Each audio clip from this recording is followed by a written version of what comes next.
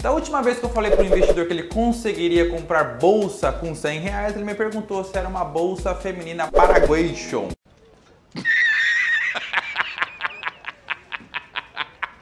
Na verdade, eu estava falando da Bovespa do nosso índice. Meu nome é Luiz Holt, esse aqui é o nosso canal do investidor.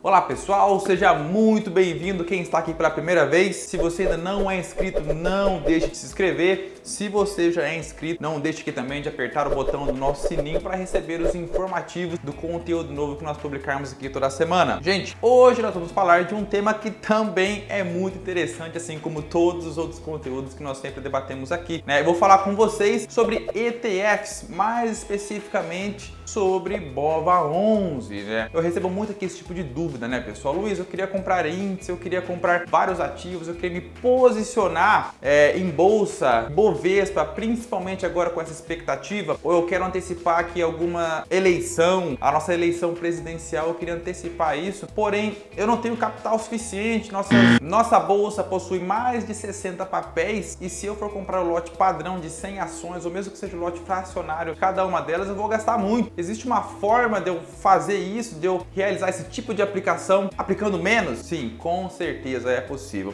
por meio das ETFs, né? Eu vou falar aqui mais ainda de BOVA11. O significado de ETF é Exchange Traded Funds. Exchange Traded Funds. Ou seja, fundos negociados em bolsa, assim como fundos imobiliários. Não são aqueles fundos que nós estamos acostumados a aplicar aqui em nossa plataforma. A gente vai lá, coloca 5 mil, 10 mil, deixa lá e faz o resgate das cotas quando a gente quiser ou quando a gente precisar. Faz o pagamento, já é retido na fonte, lá o imposto de renda, aquela alíquota regressiva de 22, 20, 17, 15 para multimercado e renda fixa, de 15% para fundo de ações. Não é desse que eu estou falando, eu estou falando de outro fundo negociado no mercado. Esses fundos são fundos do tipo passivo. Por quê, Luiz? O exemplo que eu acabei de falar aqui agora há pouco são fundos ativos que tentam superar o seu benchmark. Se ele tem um benchmark o CDI, obviamente, ele vai tentar superar o benchmark dele, o CDI. Se ele tem como benchmark o Ibovespa, ele vai tentar superar o Ibovespa. Porém, agora eu estou falando de fundos passivos, fundos que têm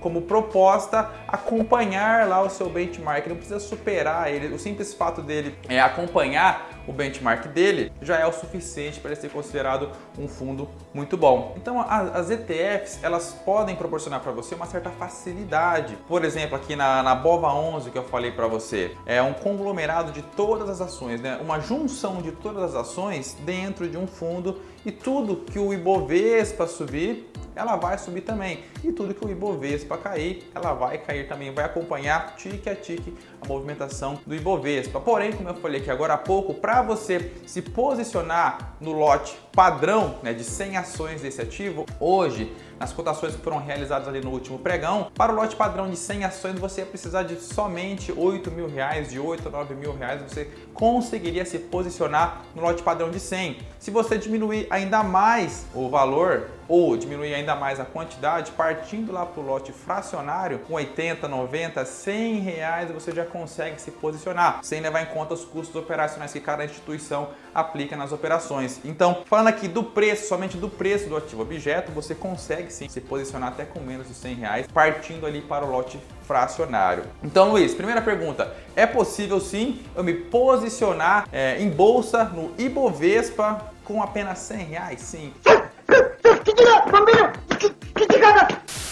Luiz, eu consigo me posicionar em bolsa, em vários ativos, em todos os ativos com apenas 10 mil reais? Sim. Então, Luiz, aquele negócio que eu precisava comprar várias ações, se posicionar em várias ações para eu ter uma carteira atrelada ao Ibov é mentira? Não, na verdade não é mentira. Se você tem a possibilidade de fazer isso, ótimo, tranquilo, você consegue aplicar você mesmo, compra as ações, faz a composição da sua carteira e pronto. Porém, você vai ter que controlar. Por meio das ETFs, ou no caso aqui por meio da BOVA11, você consegue se posicionar em todos de uma só vez e ainda tem uma equipe de gestão que faz toda a alocação e a movimentação dentro dessa carteira para manter o equilíbrio ali junto com o principal índice, né? No caso aqui do Ibovespa. O legal disso tudo, pessoal, não é só a questão de facilidade no acesso, é também a questão do imposto de renda. Em um fundo de investimento qualquer, quando você entra, quando você se posiciona, independente do valor que você aplicou ali no fundo de investimento, seja ele R$500, seja 1.000, 10 mil, 20 mil, quando você realizar a saída, você vai precisar fazer o pagamento do imposto de renda, seja ele a tabela regressiva que eu acabei de falar, vou colocar aqui na tela para vocês, ou seja ele os 15%